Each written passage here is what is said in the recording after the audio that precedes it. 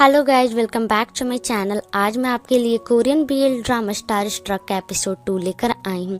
अगर अभी तक आपने एपिसोड 1 नहीं देखा है तो मैं लिंक डिस्क्रिप्शन बॉक्स में दे दूंगी, please do check it out. So without further ado let's get into the video. Episode की शुरुआत में हम देखते हैं कि हानजुन जिनवान और बाकी लोगों के साथ सेल्फ स्टडी रूम में पढ़ाई कर रहा होता है। जिनवान हानजुन को बताता है कि सिर्फ क्लास 1 और 2 के स्टूडेंट को ही स्टडी रूम इस्तेमाल करने की इजाज़त है। हानजुन को ये चीज़ सही नहीं लगती है। उन दोनों को अपने ही बातों में लगा देख यूजे हानजुन को कुछ खाने चलने के लिए कहता है। चेयोंग भी उनके साथ चलने के लिए रेडी हो जाती है। हानजुन जिनवान को भी उनके साथ चलने को बोलता है। चेयोंग सभी से पूछती है कि वो लोग कॉलेज एंट्रेंस एग्जाम देने के बाद क्या क्या करने वाले हैं और बताते हैं कि वो तो सबसे पहले अपने बाल कटवाएगी। चेयोंग यूजे से पूछती है कि उसे लड़कियों में कौन सा हेयर स्टाइल अच्छा लगता है। यूजे कहता है कि चेयोंग कर्ली बालों में क्यूट दिखेगी। ये सुनकर चेयोंग यूजे को अपने बचपन की फोटोज दिखाने लगती है जिसमें उसके बाल कर्ली थे। हानजुन जिनवान से पूछता है कि वो एग्जाम के बाद क्या करने वाला है। जिनवान कहता है कि वो अपने एसी एग्जाम की तैयारी करेगा। हानजुन भी बताता है कि वो उस इंसान के साथ बीच पर जाना चाहता है जिसे वो पसंद करता है। ये सुनकर जिनवान को लगता है कि हानजुन की लाइफ में कोई है जिसे वो पसंद करता है। ये सुनते ही हानजुन को यूजे का ख्याल आता है, जिससे हमें ये अंदाजा हो जाता है कि वो जिस इंसान को पसंद करता है वो कोई और नहीं बल्कि उसके बचपन का दोस्त यूजे है। लेकिन हानजुन ये बात जिनवान को नहीं बताता है और कहता है कि वो तो ऐसे ही कह रहा था। तभी सभी के स्टडी ग्रुप में चेयोंग का मैसेज आता है कि वो लोग मंडे, वेडनेसडे, फ्राइडे को एकेडमी में मिल ही रहे हैं। अब वो लोग वीकेंड पर भी मिल रहे हैं। ऐसा लग रहा है जैसे वो लोग बेस्ट फ्रेंड्स बन गए हैं। चेयोंग सभी को एक एक इमोजी भेजने के लिए कहती है। उसके बाद हानजुन अपने घर आता है और अपनी माँ को पीते हुए देखकर पूछता है कि उसने कुछ खाया है कि नहीं, क्योंकि खाली पेट पीना हेल्थ के लिए बुरा होता है। पर उसकी माँ उसे कोई जवाब नहीं देती है। हानजुन अपनी माँ को बताता है कि कुछ दिन एकेडमी में क्लास करके उसे समझ में आ गया है कि उसे कोई फ़ायदा नहीं होने वाला, इसलिए वो बस यही महीने पढ़कर एकेडमी छोड़ने वाला। पर उसकी माँ उसे पूरी क्लास ख़त्म करने के लिए कहती है क्योंकि उसने 3 महीने तक उस क्लास को ज्वाइन किया है। हानजुन इस बात से इनकार करता है क्योंकि उस बचे हुए पैसों से उनके घर के आधे महीने का रेंट भी भरा जा सकता है। अगले दिन हानजुन अकेले लंच कर रहा होता है, तभी यूजे वहां आता है और उसका चॉपस्टिक छीनकर खुद ही खाने लगता है, जिसे देखकर हानजुन स्माइल करता है। यूजे अपने हाथों से हानजुन को भी खिलाता है। खाने के बाद वो लोग रेस्ट करने के लिए सीढ़ियों पर बैठ जाते हैं।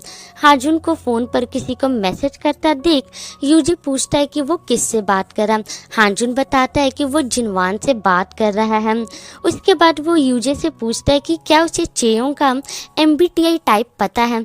MBTI का बेसिकली मतलब ये होता है कि किसी की पर्सनालिटी प्रेफरेंस क्या होती है और उससे कंपैटिबिलिटी टेस्ट भी किया जा सकता है।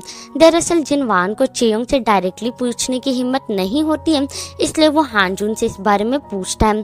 यूजे को तो चेयोंग का MBTI टाइप पता नहीं होता है, पर उसे ताजुब होता है कि जिनवान को इन सब पर कैसे भरोसा है, क्योंकि हर किसी का रिलेशनशिप अलग अलग होता है। हानजुन को जिनवान इस मामले में बहुत क्यूट लगता है। जिनवान के लिए यूजे डायरेक्टली ग्रुप चैट में मैसेज करके चेयोंग से उसका MBTI टाइप पूछ देता है, जिस वजह से हानजुन उस पर गुस्सा करने लगता है, क्योंकि इस वजह से जिनवान अपसेट भी हो सकता है। जिनवान चेयोंग से डायरेक्टली नहीं पूछ पा रहा था, इसलिए उसने उससे पूछा था, पर अब यूजे ने ये चेयोंग से पूछ लिया। यूजे कहता है कि सिर्फ इसलिए कि जिनवान चेयोंग को पसंद करता है और चेयोंग उसे पसंद करती है तो क्या उसे जिनवान के फीलिंग्स के बारे में सोचना चाहिए। वो हानजुन से पूछता है कि आखिर वो किसके साइड है। वो अच्छे से जानता है कि उसके और चेयोंग के बीच कुछ चल रहा है, पर फिर भी वो उसकी मदद कर रहा है जो चेयोंग को पसंद करता है। जिस पर हानजुन कहता है कि उसे नहीं पता था कि वो चेयोंग के साथ सीरियस है। यूजे सीधे सीधे हानजुन को बोल देता है कि वो अगली बार जिनवान का उसके सामने नाम ना ले। हानजुन उसकी बात समझ जाता है और सॉरी बोलता है। साथ ही साथ वो जिनवान को भी हर्ट करने के लिए सॉरी बोलता है। ये देखकर यूजे ताना देता है कि जिनवान के पास सच में हर्ट होने के लिए बहुत कुछ है। नेक्स्ट सीन में हम देखते हैं कि चेयोंग इनग्यू से उसकी ओपिनियन पूछती है कि यूजे का उसकी MBTI टाइप पूछने का क्या मतलब है। इनग्यू यही कंक्लूजन निकालता है कि यूजे को चेयोंग से प्यार हो गया, इसलिए वो उसका MBTI टाइप जानने की कोशिश कर रहा है। उसने ग्रुप में ये पूछकर लोगों को बता दिया है कि चेयोंग उसकी लेडी है। हाजुन चेयोंग को सच बताने वाला होता है, पर जिनवान उसका हाथ पकड़कर उसे रोक देता है। दरअसल कुछ समय पहले क्लास में हाजुन एक बार फिर जिनवान से माफ़ी मांगता और बताता है कि जब उसने उसे मैसेज किया था उस वक्त यूजे उसके बगल में ही था। वो उसे बताना नहीं चाह रहा था, पर उसे पता चल गया।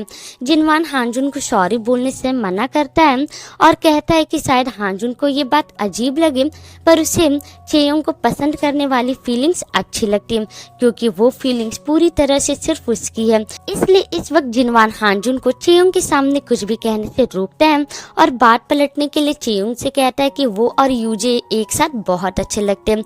ये सुनकर इनग्यू और चेयोंग बहुत खुश होते हैं। स्कूल खत्म होने के बाद जिनवान और हाजुन साथ में होते हैं।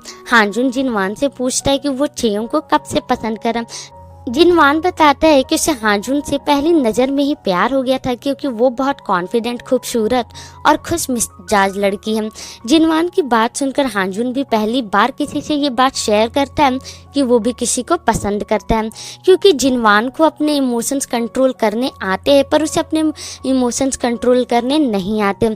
जिस पर जिनवान कहता है कि उसे अपने इमोशंस कंट्रोल नहीं करने आते, वो बस अपनी उम्मीद नहीं बढ़ाता है। हाजुन पूछता है कि वो जिस लड़की को पसंद करता है क्या उसे किसी और के साथ देकर उसे बुरा नहीं लगता है। जिनवान को बुरा तो लगता है, पर रिजेक्ट होने के दर्द से तो उसे यही बेहतर लगता है, इसलिए उसके पास जो भी है उससे वो संतुष्ट होना सीख गया है।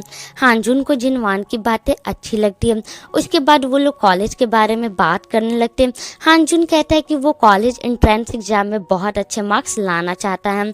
हाजुन जिनवान को अपना बॉक्सिंग जिम दिखाने ले जाता है, जहां वो पार्ट टाइम जॉब करता है, और अपने साथ अंदर ले जाता है।